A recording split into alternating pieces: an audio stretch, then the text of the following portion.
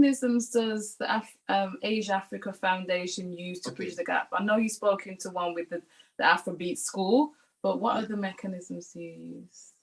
All right, thank you for the question. So the main program we have is education.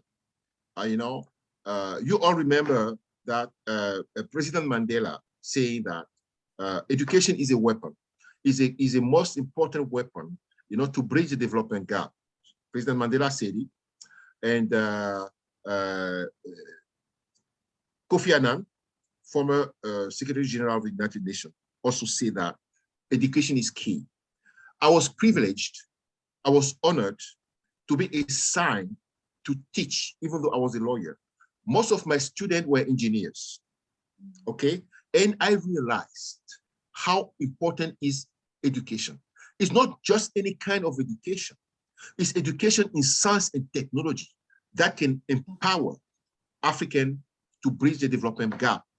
The reason is engineers are those who know how to create solutions to problems. They are the ones who know how to transform, the raw materials. They are the ones who know how to create, to make our life better, better houses, better cars, whatever. So I was inspired by the engineers. And then I say, well, education is key. So one of the main programs of Asia-Africa Foundation is education in science and technology. That is why we signed agreement with different technology universities in Thailand. For example, Kasesat University. We have been approached by many African governments who want to send the people to learn agriculture.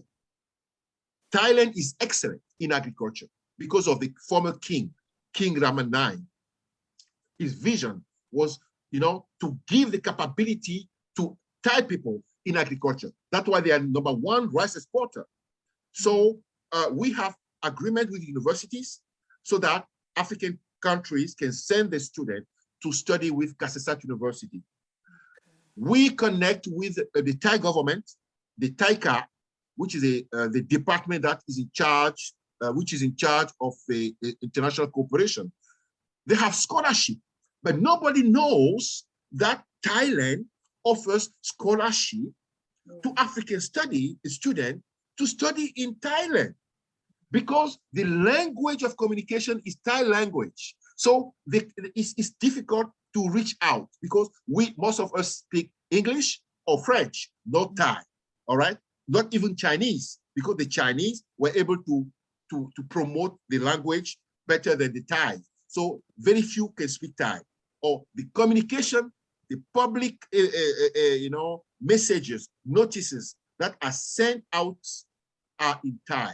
So we try to give the capability for students, so we can find many students in Thai, African students from Nigeria, from Kenya, from Zimbabwe, and I also welcome interns that come to Thailand, to my office. They spend 1 month, 2 months, 3 months, they graduate, and then they go back home. So education is key, and we have agreement with universities. The second thing is with African government.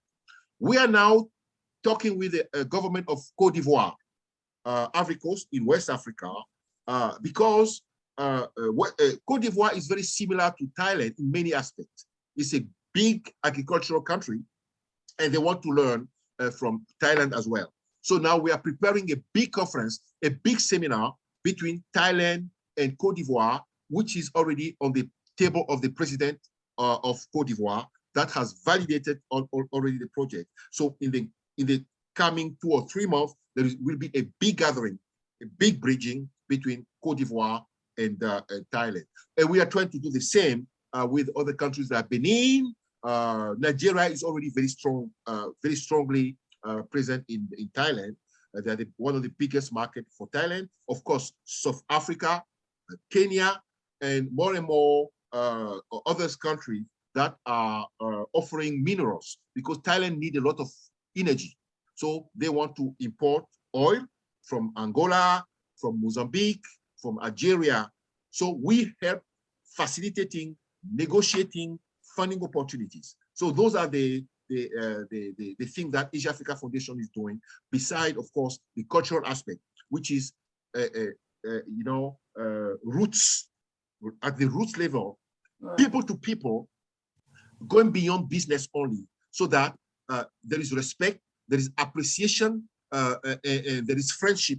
I believe that if we build friendship, you build trust. What is missing is trust, right? Trust is missing because they don't know African people. Once we build the trust, I think everything will be resolved, because I can share with you my own experience of bridging trust and really reaching out to even the highest level of the government here. Last time I met with the vice prime minister, and I offered him my book, and he happened to be a lawyer as well, and we have a very nice conversation, because you have to be credible, you have to be serious, you have to convey the image of excellence that make will elevate our status and the perception that the world has. It's not really who we are or what we do. It's about the perception, how we project ourselves to the world, how people perceive who we are, and the narrative, the stories that we are telling will make the big difference. Right. So as the clock is running down and we have about 20 minutes left, Dr. Roland, would you like to give us a synopsis of the new book? Yes, thank you.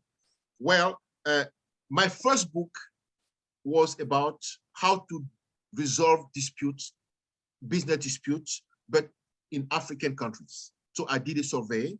I'm the pioneer to publish such a book, which has been published 3 months ago. But in line with my journey in Asia, I said I cannot only focus on Africa. I have to also look at how it's done in Asia. And it was a fantastic discovery, because what Asians have is the dispute avoidance. They prefer harmony. They dislike conflict. They don't like to go to court. So they developed the attitude to dispute resolution around mediation, conciliation, alternative dispute resolution. And I conceptualized this experience because since I teach them, I also learn from them. And I decided to write a book to explain to the world how Asian people approach dispute resolution, not by gearing to who is right or wrong, but how to create value, how to create win-win solution for all the parties involved. So this is what my book is all about. Yeah. And we're going to make it available on our website. As soon as it's published, I will let you know.